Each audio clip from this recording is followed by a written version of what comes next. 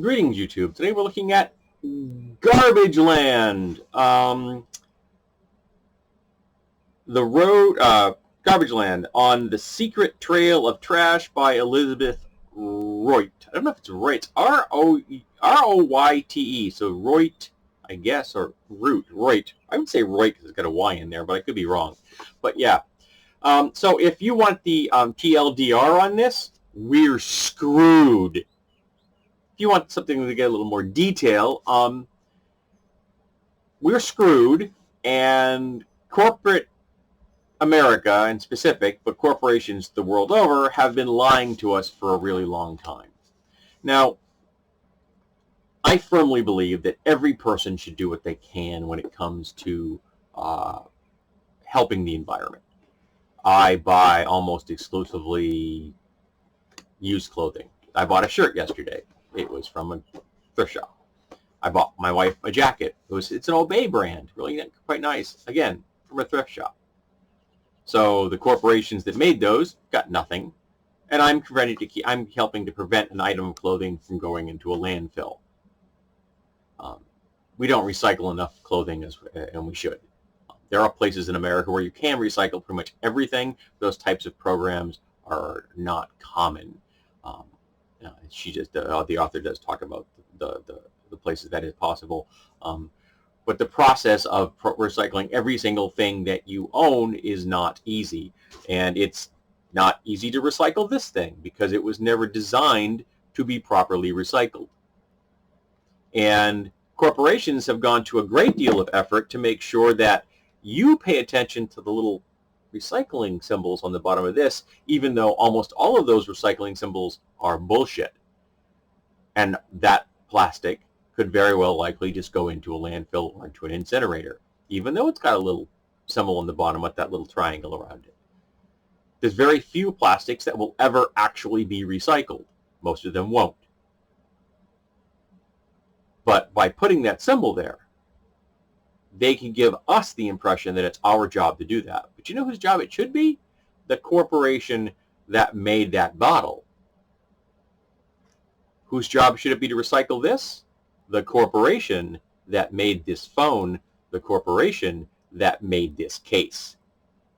Those are the people that should be responsible for recycling everything. But they've done everything in their power to make sure that the people, the individuals of the world, are convinced that we should be responsible. It's like we're supposed to feel guilty about our personal carbon footprint, wherein that makes up approximately 3% of all the greenhouse gases in the entire world, where over 90% of them are produced by corporations, industry. And 70% of greenhouse gases are produced by 100 specific companies that have names and addresses. But we are told that our carbon footprint as individuals is what matters, and it isn't. And the garbage is the same way. If every single person, individual citizen, were to do everything in their power to reduce their amount of garbage to zero waste, if they got to zero waste tomorrow, that would eliminate 2% of the world's garbage problem.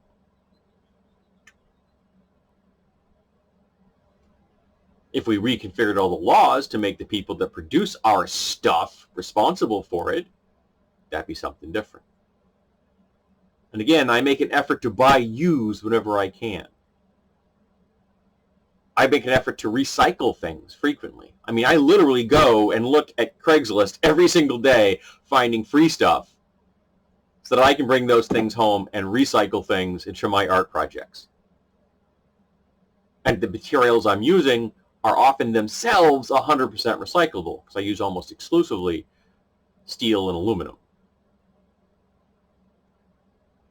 And a lot of the things I own are recyclable in the sense that I can donate them as well.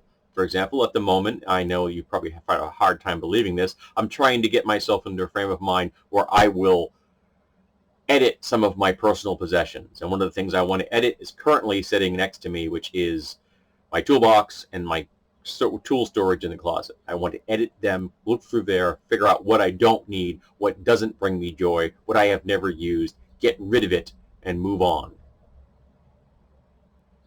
and let someone else use those things. Because some of the stuff is going to be usable to somebody, and some of the stuff isn't going to be usable. And I'm hoping that when I donate them to Goodwill, that someone will get a use out of them. I understand that a lot of what Goodwill takes in does not get resold. I'm not going to give them garbage, because I'm not an asshole, but I am going to hope that the things I give them will find their way into someone's hands. I bought this book used. I got it from Savers for $4.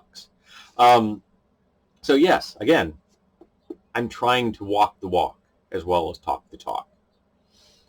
But the author covers an incredible degree of information. A lot of the information I've just given you has come from this book. She talks about composting and all the degrees of composting that are available out there, from the very individual stuff all the way up to things that are on the community level, and then the much larger where you're getting into like corporations being involved in like municipal levels of recycling. I'm talking about how waste is done, like our waste from our bodily wastes that go into the system, and how that the waste treatment plants function, and how some of them can like regain power by actually producing their own methane to run their own systems. So yes, they're producing greenhouse gases, but they're also producing the fuels within themselves, which saves on getting fuels out of the earth. About how recycling steel, like all of my toolboxes are made out of steel, saves so much money because it's much less expensive to recycle steel and melt it and make something new out of it than it is to take ore out of the ground. Much less expensive. You save huge amounts of fossil fuels and energy costs and everything, which sometimes are fossil fuels and sometimes aren't. So all of this is covered in this book. Everything you could possibly want to know about the pollution that we are dumping in the environment from our waste, about our food that isn't getting recycled, and the items that everything that you think can be recycled and everything you don't think can be recycled. What happens to all the stuff that can't be recycled? She talks about all the toxic things that we have in our homes that have to go someplace.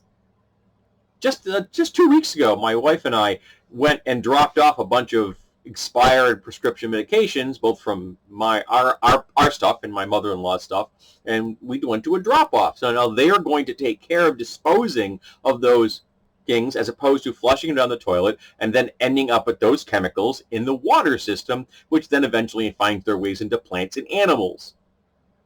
Microplastics, making sure that you're not adding anything additional to the microplastic problem out there, even though this may end up as microplastics someday, sadly, in the ocean. I'm hoping it doesn't, but I can't really tell you if it will, because the process is not what you'd call transparent. She talks about that. The fact that she's stymied again and again and again by corporations, sometimes just like hanging up on her. Dunk! I don't want to talk to you about that. So if you want to get really depressed and read all of the things I've just discussed, this is the book for you. It's very well written, very deeply researched. The author is engaging. She connects with you on a very personal level because she's constantly referring to her own life, and she and her husband and her daughter, and the impact they have through the things that they do, and her journey from just being your average consumer, putting their garbage out, not really thinking anything about it, to at the end of the book, really significantly changing how she approaches her waste. And there are things that you can do right off the bat. For example, like I said, buy used. Whenever possible, buy used. Particularly if you want to buy something that you might consider problematic in general. Is there a film that you don't want to benefit the corporation? Buy it used. Is there a television show that you really enjoy but you're pissed off at CBS? Buy it used. Same thing for music. Don't like that record company? Buy it used. Don't like Levi for the way they're treating the environment? You still want to buy Levi's? Go to the thrift shop. Buy used. You're keeping something out of the landfill? You're getting the thing that you want to wear? And you're screwing the corporation all at once. It's a win-win-win. But we still have to hold the corporations' feet to the fire.